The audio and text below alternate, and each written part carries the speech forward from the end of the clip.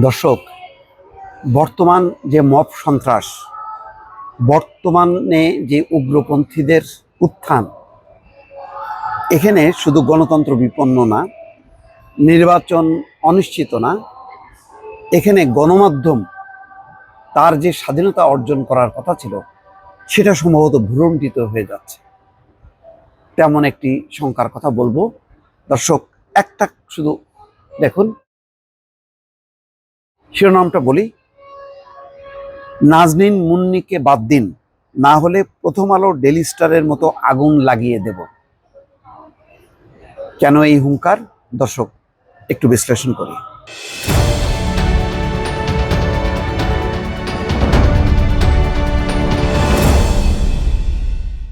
খেয়াল করবেন, গত 1 বছর 1.5 বছরে গণতান্ত্রিক শক্তি কেন জানি হঠাৎ করে তারা মাঠ থেকে নিজেদের অবস্থানটা গুটিয়ে নিয়েছে, কিন্তু অন্যরা নানা দাবি দাওয়া নিয়ে মাঠে সোচ্চার।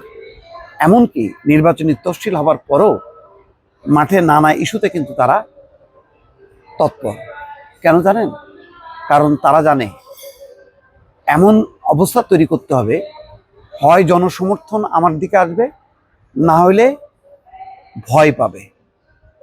হয় তুমি আমাকে সাপোর্ট করবা, না হলে তুমি আমাকে ভয় পাও। আমাকে সাপোর্ট করলে আমি কার্য উদ্ধার করতে পারবো, আর যদি ভয় পাও তাহলে আমি আমার কার্য উদ্ধার করতে পারবো। যার কারণে অব্যাহতভাবে মব সন্ত্রাস। আমি নিজেই বলেছি অনেকবার, আপনারা তো মনে করছেন যে আমি বোধহয় আমার পাল্টায় ফেলছি, হ্যাঁ, আমার অবস্থান পরিবর্তন করছি। দর্শক, না, আমি শেখ হাসিনার আমলে পালায় থাকলেও আমাকে গণমাধ্যম একেবারে উপেক্ষা করছে তাই না, অন্তত টকশোতে যেতে পারতাম, হয়তো চাকরি করতে পারতাম না। আর এখন অবস্থা হলো এই যে আমি সত্যিকার অর্থে চ্যানেলে, বিশেষ করে টকশোতে অংশ নিতে ভয় পাই।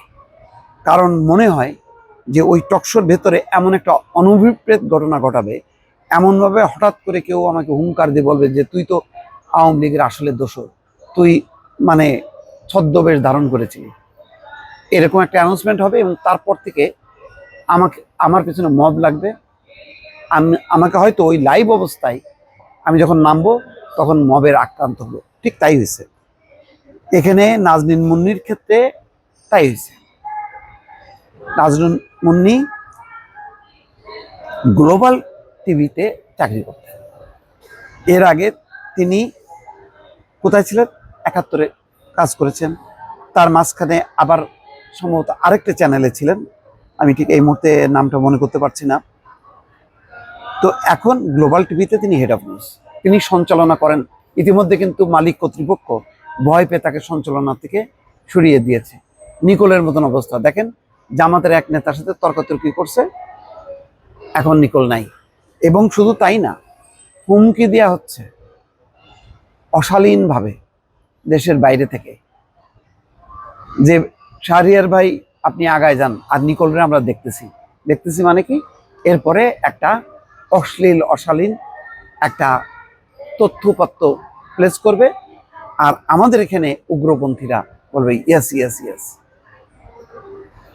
ভয়ঙ্কর, বাইরের মদত আর ভেতরে তাদের সেই দল। এবং এই যে গ্রুপগুলি করতেছে, তাদেরকে আবার সাপোর্ট দিচ্ছে একটা বড় রাজনৈতিক দল, নাম বললাম না, বুঝে নেন কারা হইতে পারে। এই সম্মিলিত পরিবেশে অবস্থা হলো এমন যে এখন গণমাধ্যমের স্বাধীনতা আগে যা ছিল শেখ হাসিনার আমলে, এখন আরো সংকুচিত হয়ে গেছে। বুঝছেন? আপনি কিসের গণতন্ত্র, কিসের মত প্রকাশ, কিচ্ছু থাকবে না, আপনাকে একভাবে চলতে হবে। ওই আমি বলছি অলরেডি যে এখন টেলিভিশনের টকশো মূলত আসলে আমি ডামি, অর্থাৎ নিজেরা একই মতদর্শের লোক হইতে হবে, অন্য মতদর্শ সহ্য করা হবে না। যখনই আপনি অন্য মতদর্শ হবে তখন ওর ভিতরে খুঁজবে আওয়ামী দোসর, ভারতীয় আধিপত্যবাদের দোসর, ফ্যাসিবাদের দোসর, এই ট্যাগ লাগানো হবে। ঠিক যেই কাজগুলি 15 বছরে আওয়ামী লীগ করছে। কিছু বললেই, সত্য কথা বললেই বলা হতো জামাত, শিবির, রাজাকার, পাকিস্তান, এই সমস্ত ট্যাগ দেওয়া হতো। এখন অন্য মাত্রার, আগে ছিল পাকিস্তান, এখন হচ্ছে ভারত আর হচ্ছে আওয়ামী লীগ। আগে পাকিস্তান আর জামাত বিএনপি, এখন হচ্ছে ভারত আর হচ্ছে আওয়ামী লীগ। এই হচ্ছে ভয়াল পরিবেশ। তার মানে এই ধরনের ট্যাগ দিয়ে গণমাধ্যমের স্বাধীনতা এখন ভয়ঙ্করভাবে বিপন্ন। যখন গণমাধ্যম বিপন্ন হয়, সাথে সাথে মনে রাখবেন যে আপনার রাজনৈতিক স্বাধীনতা, রাজনৈতিক অধিকার, নির্বাচন, সুষ্ঠু নির্বাচনের মধ্য দিয়ে গণতন্ত্রের প্রত্যাবর্তন, সেটাও আর সম্ভব না। অ্যানার্কিজম ডেভেলপ করলে উগ্রপন্থীরা মাথা চাড়া দেয়। উগ্রপন্থীরা মাথা চাড়া দিলে একটা অদৃশ্য শক্তি ধর্মপ্রাণ মানুষের ধর্মকে সংগঠিত করে, পুঁজি করে তারা ক্ষমতায় আসতে চায়। এবং তার কিছু আলামত দেখছেন। কয়েকটা বিশ্ববিদ্যালয় অলরেডি শিক্ষকরা নাজেহাল হয়েছে। ঢাকা বিশ্ববিদ্যালয়, রাজশাহী বিশ্ববিদ্যালয়, এটা কিন্তু শুধু চিন্তা করেন, এরা যে মতাদর্শে বিশ্বাস করে, এদের মতাদর্শের দল যদি ক্ষমতায় আসে কি পরিস্থিতি হবে, তাদের মতন করে চলতে হবে। তার মানে রোড টু আফগানিস্তান, ওইদিকে আপনাকে ঠেলে নিয়ে যাচ্ছে। বাংলাদেশ একটা গণতান্ত্রিক দেশ, বাংলাদেশ চলবে একটা গণতান্ত্রিক আদর্শে।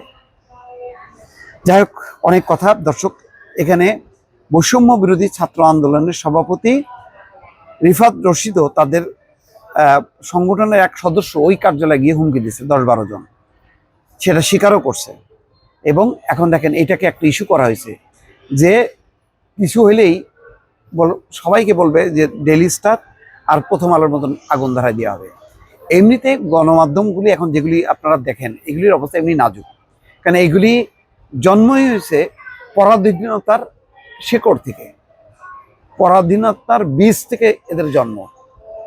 বীজ থেকে জন্ম নিয়ে এরা লতা পাতার মতন মানে ক্ষমতাকে আঁকড়ে ছিল। এখন সেই ক্ষমতাটা চলে গেছে, তাতে আরো দুর্বল হয়েছে। নতুন ক্ষমতার জন্য তারা নানা রকম চেষ্টা করতেছে, অনেকেই সেইগুলিকে আবার আত্মস্থ করছে। তাহলে সামগ্রিকভাবে গণমাধ্যমের অবস্থাটা এমনিতেই ভালো না। পেশাদারিত্ব নেই, আছে দলবাজি, আছে মতলববাজি আছে। তার উপর যদি এই প্রেশারটা হয়, তাহলে আপনি মনে করেন নাজনীন মুন্নি নাই, নিকোল নাই, অন্য কোনো যে অ্যাঙ্কর, মনে করেন আমাকেও বলা হচ্ছে যে অ্যাঙ্করিং করার জন্য। আমি তো ভাই টক শোতে আমি যাই না, আর অ্যাঙ্করিং করে আমি ওই এটা নেব, পরে ধুম করে মানে আমার গায়ে লাগলো বলে আমার গায়ে আওয়ামী দর্শক, এই রিস্ক কে নেবে? এইরকম একটা পরিস্থিতি দর্শক। সুতরাং এখন আপনাকে ঘুরে দাঁড়ানো ছাড়া আর মুক্তি নেই।